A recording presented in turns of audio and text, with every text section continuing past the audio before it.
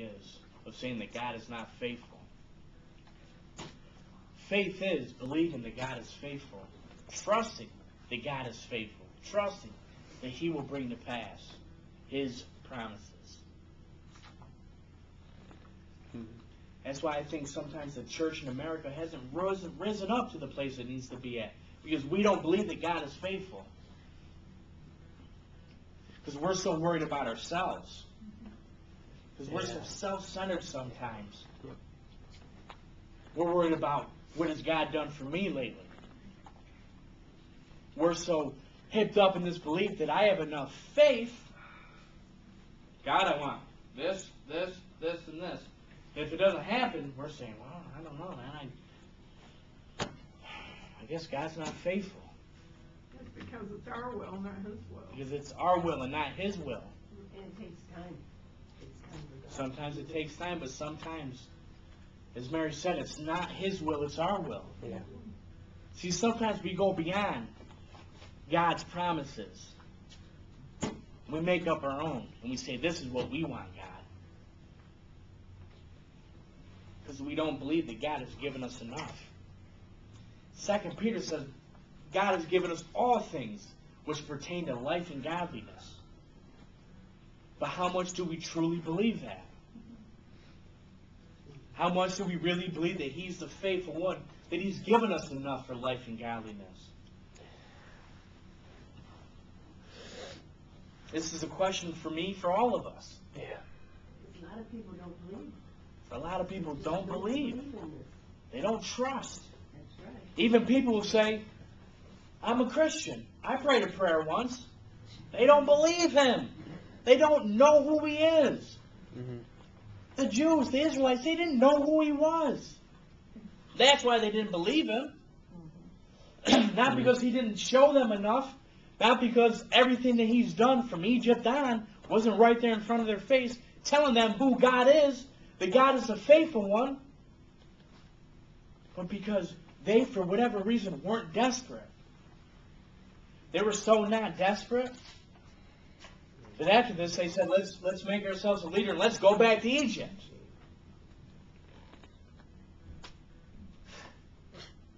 They were slaves. Think about it. They were slaves. And they said, we don't believe God so much that I'd rather go back and be a slave. That's what we all were before Christ. We were slaves, as it says in Romans. Slaves to sin and unrighteousness. But we need to get so desperate that we become slaves to righteousness. That we trust Him. That we actually trust Him. That we don't just haphazardly say, yeah, I believe God. But that we actually trust Him. How much do we trust Him here in America? How much do we trust Him here in Cortland is the better question. How much do I trust Him? That's the question we need to ask ourselves. Yeah. Do I truly believe that He's the faithful one? Do I truly believe? I know I don't, and you gotta believe it. Because I know with my daughter and my mother, if it wasn't for God, they wouldn't be here today. That's right. If it wasn't for God, none of us would be here. You gotta live the life, you gotta believe in it, you gotta get out there and do it. So if it wasn't for God, none of us would be here. In a place where we're saying, okay, we trust God. We want to come, we trust Him so much, we want to come and worship Him. We want to hear what God has to say. But still, yet, do we really trust Him? Do you trust that without God, your life is doomed? Even if I proclaim to be a Christian, even if I raise my hand in meetings, even if I say a prayer, do I truly trust Him?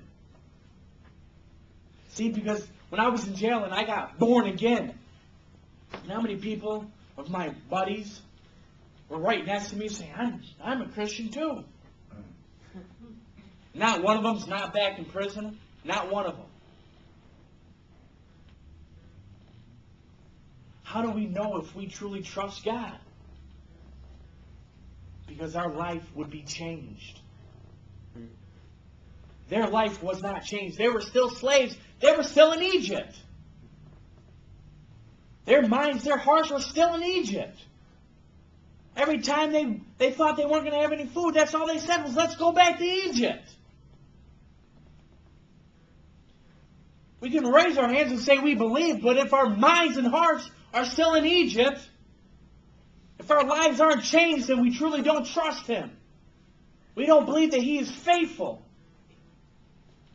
We got to look out in that town in Cortland, and we got to ask ourselves, is God truly faithful? Is God faithful to bring Cortland for Christ? Is God faithful to work through His church to bring this city to Christ? And we all look at Cortland, we all see different things. But that's the full prospect of what Cortland is. See, when I look at Cortland, and I think about what Cortland is, I see something a lot different than maybe Anthony does. Or maybe something a lot different than what Paul or what any of us see. But when I see Cortland, I see my experiences in Cortland. I see the wickedness that I know is in Cortland. Now, do I trust that God is faithful to bring Cortland for Christ, to win it, to work through His church? It's a question I have to ask myself every day. Do I believe that God is faithful? That what He began in me, He'll be faithful to complete it. See, the Jews didn't trust. They said, let's go back and be slaves. Only 2 of them trusted and said, we believe God. Let's go take the land. Let's forget about this nonsense. Let's go get it. God said it. He's good. He'll do it. We believe Him. The rest of them said, no, let's go back to Egypt. I'd rather be a slave. It's ridiculous. It is. It's ridiculous. But how many people,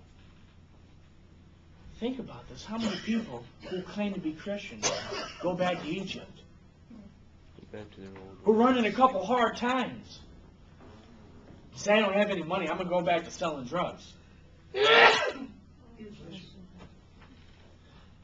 These are the temptations that we all have. I don't believe God is faithful to do this and this and this. I better go back to my old ways, or else I'm not going to have enough. That's what they were saying.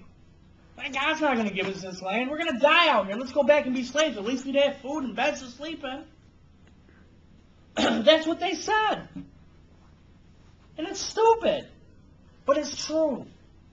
We need to realize how desperate it is here. How desperate Cortland is for Christ. It's hard because we're a spoiled nation. It's hard. We're right.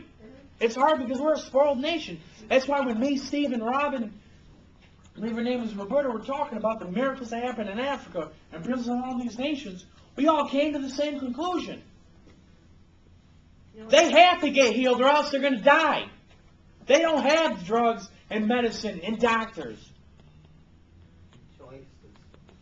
They don't have the choices we have. So I can believe God. But if God doesn't do it, He'll do it. So do I truly believe? We get held back by our own comfort. It's serious. We get held back as a church by our own comforts. Yeah.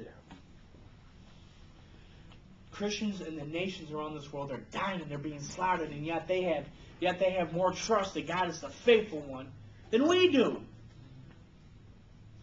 Because they don't have the comforts. They have to trust God. See, when you go to Africa, when you go to Sudan, when you say, I trust God, you better believe it. Because there, if you say it, you might die. Here, we can raise our hands in a meeting, go back to our old slavish, hellish life. And nobody will say the different. But this is so desperate that we have to trust God. They weren't desperate.